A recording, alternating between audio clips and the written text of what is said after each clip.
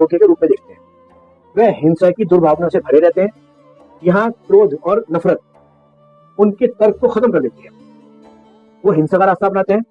जिस तरीके से द्रोणाचार्य की मृत्यु होती है उससे वे पांडवों के विरुद्ध हो जाते हैं और वो पांडवों के खिलाफ बदले की आग में चल रहे थे। इसलिए रात के वक्त पांडवों के कैंप पर हमला किया और अर्जुन की प्रेग्नेंट बहू को मारना चाहते थे। वे हमेशा के लिए पांडवों की वंशावली यानी कि जनरेशन को खत्म कर देना चाहता था।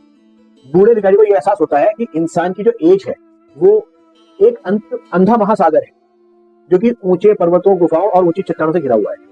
और इस युग में जीवन सुचारू रूप से बहती हुई नदी नहीं है, वो टेढ़े मेढ़ों से कटती हुई गुजर रही है। वो कहता है कि जीवन सरल नहीं है, ये जटिल तथा कठिनाइयों से भरा हुआ है। ये अंधा और अशांत महासागर की तरह है, इसमें जो गया वो खो गया।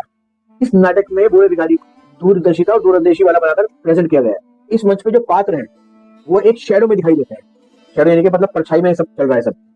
जिसका कैरेक्टर युयुत्सु वो प्रतीत करता है कि वो एक मजबूत पहिए की तरह है। रथ के एक तरफ जो पहिया है, बड़ा पहिया, वो उसको स्टेबल बनाया हुआ है, लेकिन अब वो गलत दिशा में घूमने लगा है। वो ऐसा फील करने लगा है कि उसने अपना साहस जो है वो खो दिया है।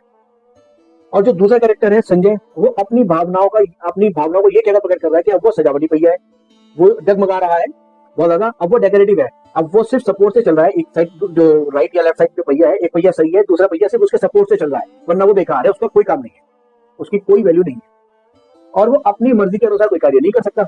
और जो थर्ड कैरेक्टर है विदुर, ये कृष्ण का धार्मिक और सदाचारी अनुयायी है, उपासक है। वो कहता है कि ऐसा लगता है कि मेरा ईश्वर एक बेकार धुरी है, इतना सब कुछ हो रहा है लेकिन वो कुछ कर ही नहीं सकता। लेकिन फिर उसके अंदर ख्याल आता है वो ऐसा भी सोच के पाप कर रहा है। और मोर पंख के बारे में कहा गया है कि ये महसूस होता है कि कृष्ण के मुकुट से उस समय गिरा होगा जब वो गांधारी को दिलासा देकर, सांत्वना देकर, कोशिश करके उनको हिम्मत जुटाने के बाद हस्तिनापुर से लौट रहे होंगे